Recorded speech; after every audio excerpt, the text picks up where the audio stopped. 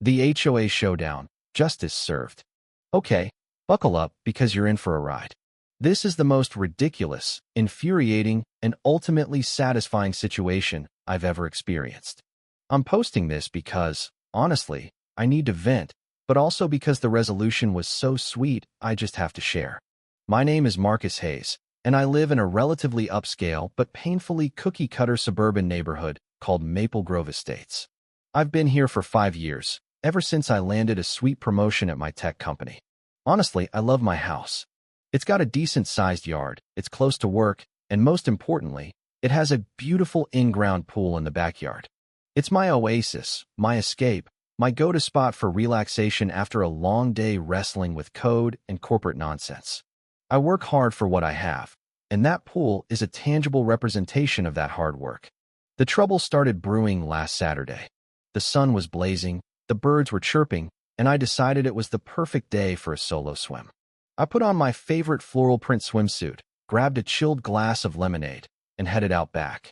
I spent a blissful couple of hours floating around, listening to music, and generally soaking up the sun. As the sun started to dip lower in the sky and the air began to cool, I decided to call it a day. I swam one final lap, climbed out, and started the process of covering the pool. Now, covering the pool is a bit of a ritual. It involves unfurling the large solar cover, carefully aligning it, and then securing it with the weighted water tubes. It's not exactly rocket science, but it takes some time and attention to detail. I was about halfway through the process when I noticed someone watching me. Standing at the edge of my property, separated only by a low decorative fence, was a woman. She was older, probably in her late 50s, with perfectly coiffed blonde hair and that perpetually pinched expression that seems to be a hallmark of a certain type of suburbanite. I recognized her instantly. It was Linda Walters, the president of the HOA and self-appointed guardian of all things Maple Grove Estates. I gave her a polite nod and a small wave, trying to signal that I was busy. "Afternoon, Linda," I called out, hoping she would just wave back and move on. No such luck. She remained rooted to the spot, her eyes narrowed, her lips pursed. A bad feeling started to creep into my gut. I knew this was going to be one of those encounters. "Marcus, isn't it?" she said, her voice dripping with a saccharine sweetness that did nothing to mask the underlying disapproval. "Yes, Linda. Is there something I can help you with?" I asked, trying to keep my tone neutral. I really just wanted to finish covering my pool and go inside. "Well," she drawled, drawing out the word as if she were savoring it. "I was just wondering why you're closing the pool so early. It's barely evening." I bit back a sigh. Here we go. I'm done swimming for the day, and I like to cover it to keep the leaves and debris out, I explained, keeping my voice even. "It keeps the water cleaner and helps retain heat." Her eyes scanned my yard, her gaze lingering on the meticulously manicured lawn and the colorful flower beds. I knew what she was doing. She was trying to find something, anything, to criticize. "I just think it's a shame to cover it up when there's still so much daylight left," she said, finally settling on a complaint. "It's such a lovely pool. It adds so much to the neighborhood aesthetic." I internally rolled my eyes. The neighborhood aesthetic, of course. I swear that woman lived and breathed property values. "I appreciate that, Linda, but it's my pool, and I'm choosing to cover it," I said, finally allowing a hint of steel to enter my voice. "I'm sure you understand." She didn't understand, of course. Her face tightened even further, and I could practically see the gears turning in her head as she searched for a way to prolong the conversation and exert her perceived authority. "Well, I just hope you're not planning on keeping it covered all the time," she said, her voice laced with a warning. "The HOA has rules about maintaining appearances, you know." And that was when I knew, deep down, that this was far from over. This wasn't just about a pool cover. This was about something else entirely.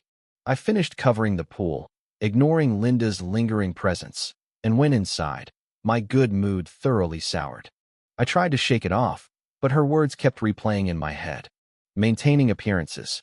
It was such a loaded phrase, especially coming from her. I'd experienced enough microaggressions in my life to recognize the subtle, yet unmistakable scent of racism clinging to her words. It wasn't just about the pool. It was about me, about my presence in a neighborhood where, let's be honest, I didn't exactly fit the mold. I tried to distract myself by cooking dinner, turning up the music and focusing on something other than the passive-aggressive encounter, but the uneasy feeling persisted. I had a nagging sense that Linda wasn't going to let it go. And, unfortunately, I was right. About an hour later, as I was settling down on the couch to watch a movie, I heard a knock at the door. I hesitated. Part of me wanted to ignore it, to pretend I wasn't home, but I knew that wouldn't make it go away. Whoever was on the other side of that door would just keep knocking or worse, escalate the situation. I took a deep breath, steeled myself, and opened the door. Standing there, flanked by 2 police officers, was Linda Walters. My heart sank. "Good evening, Marcus," she said, her voice dripping with that same saccharine sweetness. But this time, there was a distinct edge of triumph in her eyes. "I'm afraid we have a bit of a situation here." I looked past her to the officers, trying to gauge their expressions. They seemed uncomfortable, almost embarrassed. "Ma'am, we received a call about a disturbance," one of the officers said, his voice apologetic. "Miss Walters here reported possible suspicious activity." I turned my gaze back to Linda, my anger simmering just below the surface. "Suspicious activity? What are you talking about?" I asked, my voice barely above a whisper. "Well," Linda said, feigning innocence, "I was just concerned. Marcus has been covering her pool for hours now, and I haven't seen her or anyone else go outside. It's just unusual and, frankly, a little concerning." I couldn't believe what I was hearing. She had called the police because I covered my pool and stayed inside my own house. The sheer audacity of it was breathtaking. "Linda, are you serious?" I said, my voice rising in disbelief. "You called the police because I covered my pool? I live here. This is my house." The officers shifted uncomfortably. One of them cleared his throat. "Ma'am, we understand your frustration, but we have to follow up on all reports," he said. "We just need to ask you a few questions to make sure everything is okay." I took a deep breath, trying to regain control of my emotions. I knew that getting angry wouldn't help. I needed to stay calm to explain the situation clearly and rationally. "Of course, officer," I said, turning my attention to them. "There's nothing suspicious going on. I covered my pool because I was finished swimming. I came inside to relax and watch a movie. That's it. That's the extent of the suspicious activity." The officers nodded, their expressions softening. They clearly understood how ridiculous the situation was. "We appreciate your cooperation, ma'am," one of them said. "We just need to confirm a few things." To my surprise, one of the officers turned to Linda. "Miss Walters, do you have any evidence to support your claim of suspicious activity?" Linda stammered, her face flushing red. "Well, no, not exactly," she said. "It's just a feeling I had." The officer raised an eyebrow. "A feeling," he repeated. "That's it." The other officer stepped forward. "Miss Walters, we understand your concern for the neighborhood, but calling 911 based on a feeling is not appropriate," he said, his voice firm. "It wastes valuable resources and can potentially put people in danger. We need to have reasonable suspicion of a crime before we can investigate." I watched as Linda's face contorted in a mixture of anger and embarrassment. She clearly hadn't expected the officers to push back against her. She thought she could use them to harass me, to intimidate me, but it had backfired spectacularly. The officers, after a few more questions mostly aimed at diffusing the situation and making sure I was genuinely okay, turned their attention back to Linda. The lead officer, a tall, imposing man named Officer Reynolds, asked her a few pointed questions about why she felt the need to call 911 based on so little evidence. Linda sputtered and stammered, trying to justify her actions, but the officers weren't buying it. Then, Officer Reynolds said something that completely floored me. "Miss Walters, while we're here, we need to run a routine background check on all parties involved," he stated matter-of-factly. My heart skipped a beat. I knew I had nothing to hide. I'm a law-abiding citizen with a clean record. But the thought of having my background checked, of having my entire life scrutinized because of Linda's baseless accusations, still felt incredibly invasive. But then I looked at Linda. Her face had gone pale, her hands were shaking. She opened her mouth to protest, but Officer Reynolds cut her off. "It's standard procedure, ma'am," he said, his voice leaving no room for argument. "We just need to verify your identity and make sure there are no outstanding warrants or anything of that nature." The officers took down our information and retreated to their patrol car to run the check. The silence that followed was thick with tension. Linda stood there, fidgeting, her eyes darting around nervously. I couldn't help but feel a sense of vindication. She had tried to use the police to harass me, and now she was the one being investigated. While we waited, the other officer, a younger woman named Officer Harris, struck up a conversation with me. She was incredibly apologetic for the situation and made it clear that they didn't condone Linda's actions. She even admitted that they received a disproportionate number of calls from this neighborhood, often involving petty disputes and complaints. Then she asked me a question that made me pause. "Marcus, are you familiar with the HOA regulations regarding pool maintenance?" she asked. I frowned. "Yes, I've read them," I replied. "I'm pretty sure I'm in compliance with everything."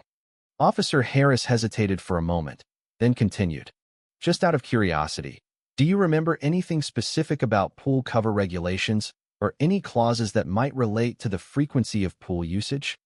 I thought for a moment, racking my brain. I remembered reading through the HOA documents when I first moved in, but it had been a while. "I don't recall anything specific," I said, "but I can check again." Officer Harris nodded. "It might be worth taking a look," she said. "Sometimes these HOA regulations can be ambiguous." The officers came back from their patrol car a few minutes later. Officer Reynolds approached Linda, his expression grim. "Miss Walters," he said, his voice low, "we need to step aside for a moment." He led her away from the door towards the edge of my property, and they began to speak in hushed tones. I couldn't hear what they were saying, but I could see Linda's face growing increasingly agitated. She gestured wildly, her voice rising in pitch. Whatever the officers had found, it wasn't good. Officer Harris stayed behind, standing near my door. She looked at me with a knowing expression. "Marcus," she said quietly, "I think you might want to familiarize yourself with Article 7, Section 3, Paragraph B of the HOA regulations. Specifically, the section regarding abuse of authority and misuse of community resources." I stared at her, confused. What was she implying? What had the background check revealed about Linda, and what did it have to do with the HOA regulations? The pieces were starting to fall into place, but I couldn't quite grasp the whole picture. Officer Reynolds returned, his expression unreadable. He addressed Linda, his voice firm but controlled. "Miss Walters, we're going to have to ask you to come down to the station with us to answer a few more questions," he said. Linda's eyes widened in horror. "What? Why? I haven't done anything wrong," she protested, her voice shrill. "We believe you may have misused community resources and abused your position as HOA president," Officer Reynolds replied. "We need to investigate further." I watched in stunned silence as the officers placed Linda in handcuffs and led her away. The triumph I felt was quickly replaced by a sense of disbelief. What on earth had she done? Officer Harris, who had remained behind, turned to me with a sympathetic smile. "Marcus, I know this has been a stressful situation," she said, "but I think you'll find that things are about to get a lot better."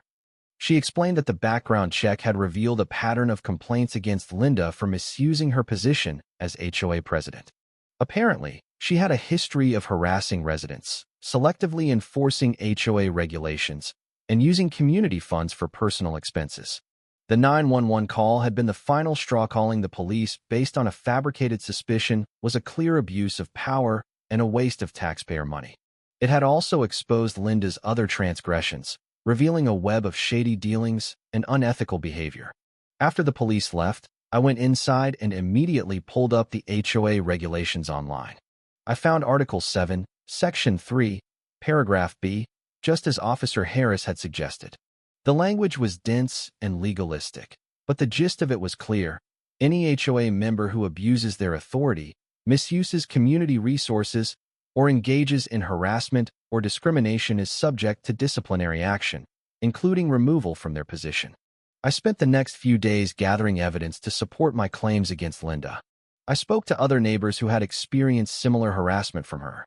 I collected emails, letters, and documented instances of her discriminatory behavior. It turned out I wasn't the only one who had been targeted. Many other residents, particularly those from minority groups, had faced unfair treatment and selective enforcement of HOA regulations. We all decided to band together and demand Linda's removal from her position as HOA president. A week later, the HOA held a special meeting to address the allegations against Linda Walters. The meeting was packed with residents, many of whom were eager to share their experiences. The atmosphere was tense, but there was also a sense of hope and determination in the air. I presented my evidence, along with the testimonies of other residents. We detailed Linda's pattern of harassment, her misuse of funds, and her discriminatory behavior. Linda, who was present at the meeting, vehemently denied all the allegations. She claimed that she was being unfairly targeted and that her actions were always in the best interests of the community. But her arguments fell flat. The evidence against her was overwhelming, and the testimonies of her victims were compelling. After hours of debate and deliberation, the HOA board voted overwhelmingly to remove Linda Walters from her position as president. She was also barred from holding any future leadership positions within the HOA. A collective sigh of relief swept through the room. Justice had finally been served. The removal of Linda Walters from her position as HOA president was a watershed moment for Maple Grove Estates. It signaled a shift in the community, a rejection of the discriminatory practices that had been allowed to fester for too long. In the weeks and months that followed, the HOA underwent a complete overhaul. New leadership was elected, and new policies were implemented to ensure fairness and transparency. The new HOA board made a concerted effort to reach out to residents who had been marginalized and disenfranchised under Linda's leadership. They actively sought input from diverse groups and worked to create a more inclusive and welcoming community. They organized neighborhood events that celebrated diversity and promoted understanding. They also revised the HOA regulations to eliminate any ambiguity or potential for discriminatory enforcement. One of the first things the new HOA board did was to address the issue of pool cover regulations. They clarified the rules to make it clear that residents had the right to cover their pools whenever they chose, without fear of harassment or reprisal. They also implemented a system for resolving disputes fairly and impartially, ensuring that all residents were treated with respect and dignity. The atmosphere in Maple Grove Estates began to change. Neighbors started to talk to each other, to get to know each other, to build genuine relationships. The sense of suspicion and distrust that had permeated the community under Linda's reign slowly began to dissipate. People started to feel more comfortable expressing themselves, sharing their cultures, and celebrating their differences. I personally felt a huge weight lifted off my shoulders. I no longer felt like I was being watched or judged. I could finally relax and enjoy my home without fear of harassment or discrimination. I even started to feel a sense of pride in my community, knowing that we had come together to overcome adversity and create a better place for everyone. I also made some new friends in the process. I connected with other residents who had been targeted by Linda, and we formed a support group to share our experiences and offer each other encouragement. We organized community events, volunteered for local charities, and worked together to promote positive change. We became a force for good in the neighborhood, demonstrating that diversity and inclusion were strengths, not weaknesses. The incident with Linda Walters, as horrible as it was, ultimately brought our community closer together. It forced us to confront our biases, to challenge our assumptions, and to work towards a more just and equitable society. It taught us the importance of standing up for what is right, of speaking out against injustice, and of holding those in power accountable for their actions. The legal ramifications for Linda Walters didn't end with her removal from the HOA. The police investigation into her misuse of community funds uncovered a significant amount of evidence of fraud and embezzlement. She was eventually charged with multiple felonies, including theft, fraud, and abuse of power. I attended the trial along with several other residents who had been victimized by her actions. We testified about the harassment, discrimination, and financial irregularities we had witnessed. The prosecution presented a compelling case, and the jury found Linda guilty on all counts. She was sentenced to several years in prison, as well as ordered to pay restitution to the HOA and to the residents she had harmed. It was a satisfying conclusion to a long and arduous ordeal. While no amount of punishment could fully undo the damage she had caused, it sent a clear message that such behavior would not be tolerated. But the real victory wasn't just about Linda's punishment. It was about the transformation of Maple Grove Estates into a more inclusive and equitable community. It was about